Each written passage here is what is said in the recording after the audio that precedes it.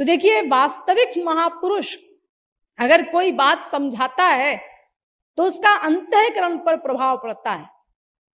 लेकिन अगर कोई मायाबद्ध जीव कोई बात समझाए, जैसे मैंने अपने गुरु से सारा ज्ञान प्राप्त कर लिया, उन्हीं के वाक्य बोल रही हूं, उन्हीं का सब कुछ पढ़ाया हुआ है, लेकिन मेरी बात का उतना प्रभाव आप लोगों के ऊपर नहीं पड़ेगा, तो ये महापुरुष की पहली पहचान है प्रत्यक्ष प्रमाण से, कि उसकी वाणी चूंकि ईश्वरीय वाणी होती है, इसीलिए उसका प्रभाव हमारे अंतःकरण पर जोरदार पड़ता है।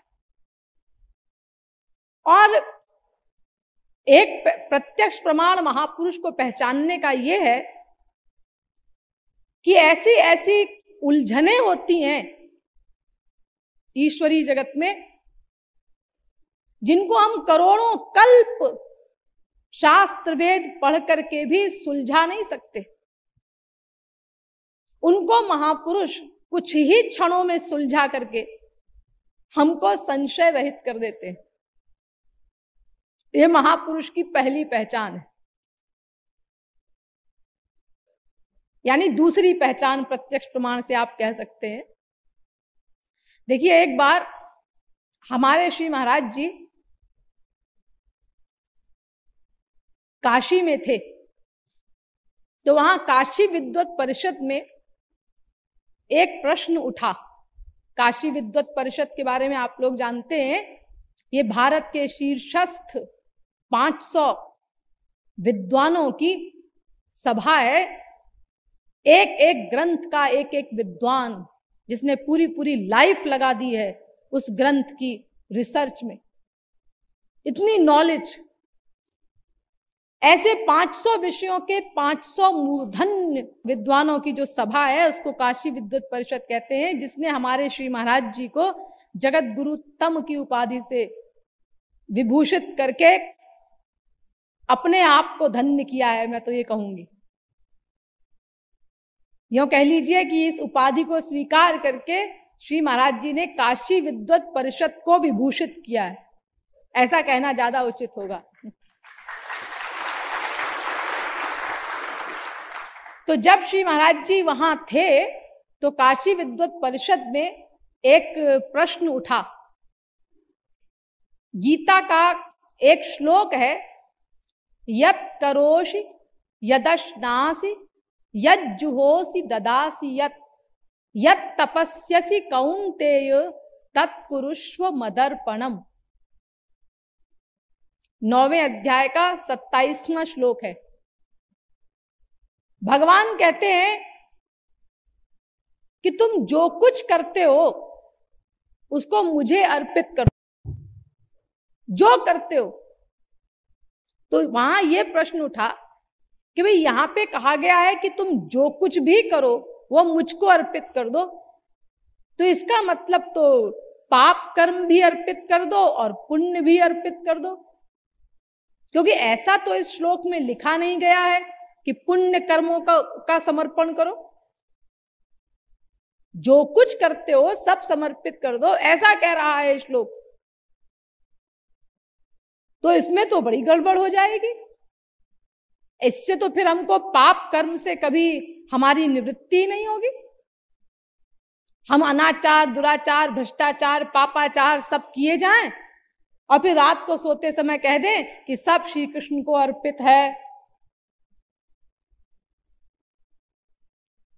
तो श्री महाराज जी के पास भी आए वो लोग कि आपकी क्या राय है इस विषय में।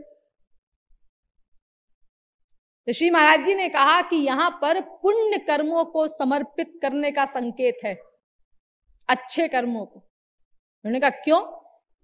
उनका इसीलिए कि अगर तुम पुण्य कर्म अपने समर्पित कर दोगे भगवान को या गुरु को, तो उससे अहंकार नहीं होगा तुमको उन कर्मों का। जैसे मान लीजिए किसी के पास 1 लाख रुपया है, अब वो सोचेगा ओ मेरे पास 1 लाख है, ये नशा होता है ना सब लोगों को। लेकिन अगर उसने इसी 1 लाख रुपए का दान कर दिया और उसके बाद उसने सोचा मेरे पास 1 लाख, अरे अब 1 लाख कहाँ है, वो तो हम दे चुके, अब अहंकार नहीं कर सकता, वो उसका समर्पण हो गया, उसका दान हो गया। तो ऐसे ही हमसे जो अच्छे कर्म बन जाते हैं वो वास्तव में गुरु कृपा से होते हैं, लेकिन कहीं हम उसका अहंकार न कर बैठे कि ये हमने किया है, इसीलिए उसका समर्पण कर देना चाहिए भगवान को, गुरु को। तो उन लोगों ने कहा कि अगर पाप कर्म भी समर्पित कर दें तो क्या हर्ज है?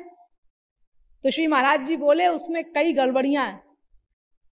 पहली गड़बड़ी तो ये कि हमें फिर पाप कर्म से कभी छुटकारा नहीं मिलेगा। हम पाप करते जाएंगे और समर्पित करते जाएंगे, फिर पाप करेंगे, फिर समर्पित कर देंगे, तो पाप कर्म से निवृत्ति कैसे होगी हमारी? और दूसरी सबसे बड़ी गड़बड़ इसमें यह है कि हम जो कुछ भगवान को देते हैं, तो शास्त्रों का सिद्धांत है कि भगवान उसको अनंत गुना करके हमको वापस कर देते हैं। वो ले लेते हैं अगर सही ढंग से कोई चीज दी जाए तो, वरना उनको तो किसी चीज की जरूरत है नहीं, ना उनको पाप कर्म की जरूरत है, ना उनको पुण्य कर्म की जरूरत है, किसी वस्तु की उनको आवश्यकता नहीं है। लेकिन वो ले लेते हैं जब हम उनको ठीक ठीक ढंग से कोई वस्तु देते हैं तो, और फिर ले करके उसको अनंत गुना करके बदले में हमको वापस कर देते हैं। तो अगर तुम अपने पाप कर्म भगवान को अर्पित करोगे तो भगवान उसका अनंत गुना करके तुमको वापस कर देंगे, तो फिर तो तुम बेमौत मरोगे। तो वो लोग अवाक रह गए, बोले हाँ देखो ये तो है बात, और ये हम लोगों के दिमाग में तो आई नहीं। इसीलिए श्री महाराज जी ने कहा कि ये जो यत् करोषि है, इसका मतलब है कि अपने पुण्य कर्मों को मुझे समर्पित करो। अब समझ में आया उन काशी के विद्वानों को। यानी देखो इतने बड़े बड़े शास्त्रों वेदों के विद्वान और रहस्य नहीं समझ सके इस बात का। तो केवल शास्त्रों वेदों को पढ़ने से कुछ नहीं होता। जब तक कोई वास्तविक महापुरुष, उनका कोई मर्मज्ञ हमको उसके अंतरंग रहस्य को न समझाए, तब तक ये शास्त्र वेद बड़े बड़े विद्वानों को उलझन में डाले रहते हैं। तो ऐसी ऐसी शंकाएं हमारी, जिनको हम करोड़ों कल्प तक स्वयं शास्त्र वेद पढ़ करके भी नहीं सुलझा सकते, उनको महापुरुष लोग कुछ ही क्षणों में सुलझा करके हमको संशय रहित कर देते हैं। और ये केवल शास्त्र वेद संबंधी बातें नहीं, ये साधना पथ की भी क्रियात्मक बुद्धियां होती हैं। जब आप प्रैक्टिकल साधना करने चलेंगे ईश्वर प्राप्ति की, तो साधना के मार्ग में बहुत सी कठिनाइयां आएंगी, जिनको साधना पथ की क्रियात्मक बुद्धियां कहा जाता है, प्रैक्टिकल डिफिकल्टीज कहा जाता है। तो साधना करते करते पता चलेगी, बीच बीच में आती हैं ऐसी गड़बड़ियां, तो उससे हमारी साधना रुक जाती है, गड़बड़ हो जाती है। तो महापुरुष उसको भी कुछ क्षणों में ही सुलझा करके, बोधगम्य करा करके हमको फिर से हमें साधना पथ में आरूढ़ कर देते हैं।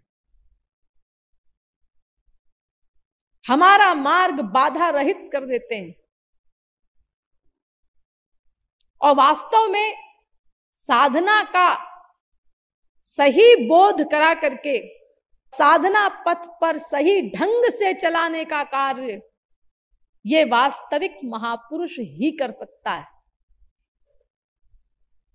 कोरे पांडित्य के द्वारा ये संभव नहीं, क्योंकि पांडित्य तो प्रायः उलझाने का ही कार्य करता है।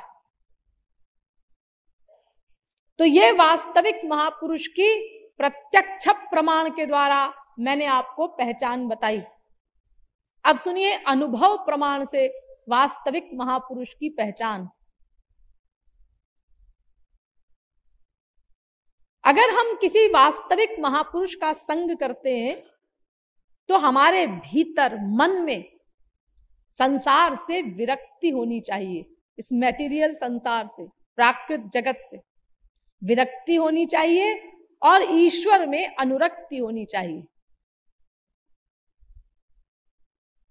ये नेचुरल रिएक्शन होता है किसी वास्तविक महापुरुष की संगति का।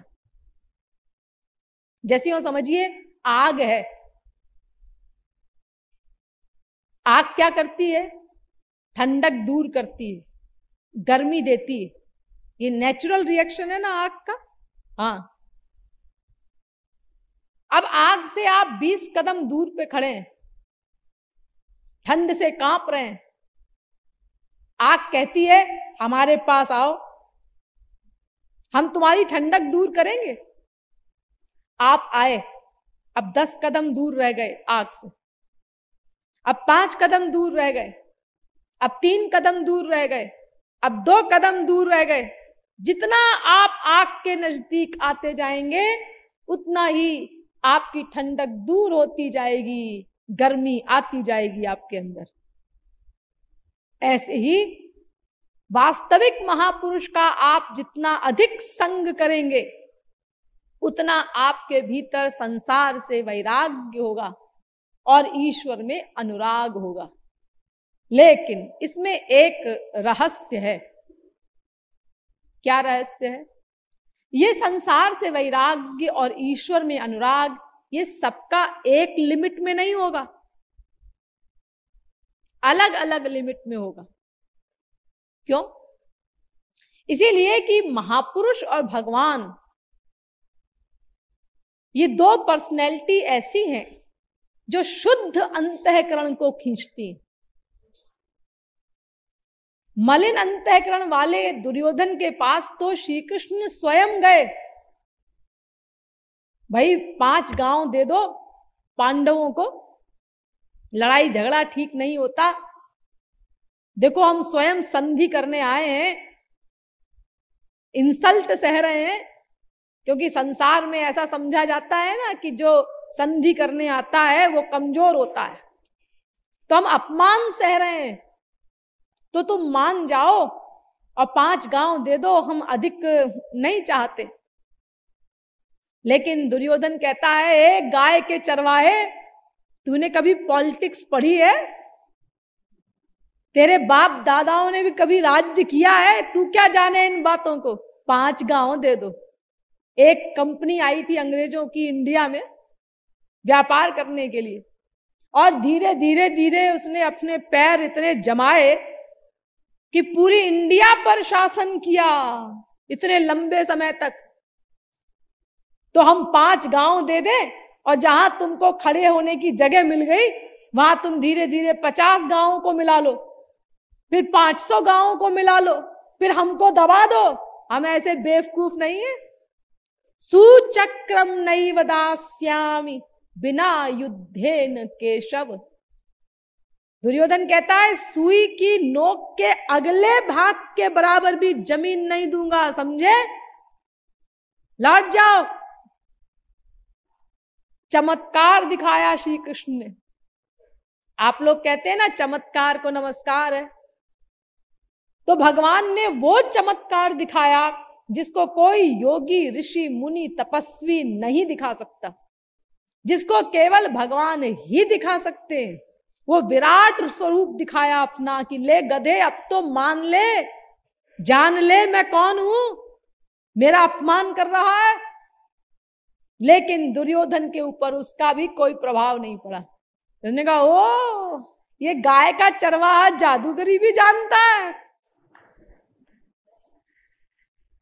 हार गए श्री कृष्ण, लौट आए। तो देखो, मलिन अंतःकरण वाले पर भगवान का भी प्रभाव नहीं पड़ा। यानी ये महापुरुष और भगवान शुद्ध अंतःकरण वाले को खींचते हैं। हाँ, इतना जरूर है कि अगर ऐसा मलिन अंतःकरण वाला भी दुर्योधन के समान सर्वथा श्रद्धाहीन व्यक्ति भी अगर निरंतर महापुरुषों का कुछ समय तक संग करे तो धीरे धीरे धीरे धीरे उसका भी कल्याण हो जाएगा। अधिक समय लगेगा उसको, लेकिन कल्याण हो जाएगा अगर संग करता रहे किसी वास्तविक संत का।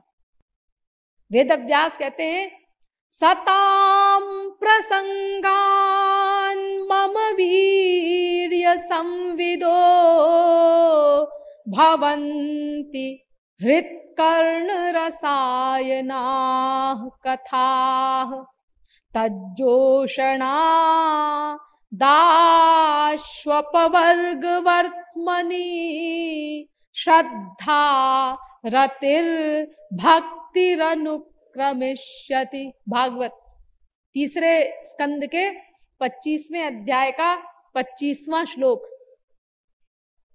अर्थात ऐसा श्रद्धाहीन व्यक्ति भी अगर किसी वास्तविक महापुरुष के पास जाता रहे, सत्संग करता रहे, सुनता रहे उसके श्रीमुख से शास्त्रों वेदों के उपदेश, भगवान की चर्चा, तो सुनते सुनते, जाते जाते, सत्संग करते करते धीरे धीरे उसके अंदर श्रद्धा पैदा हो जाएगी।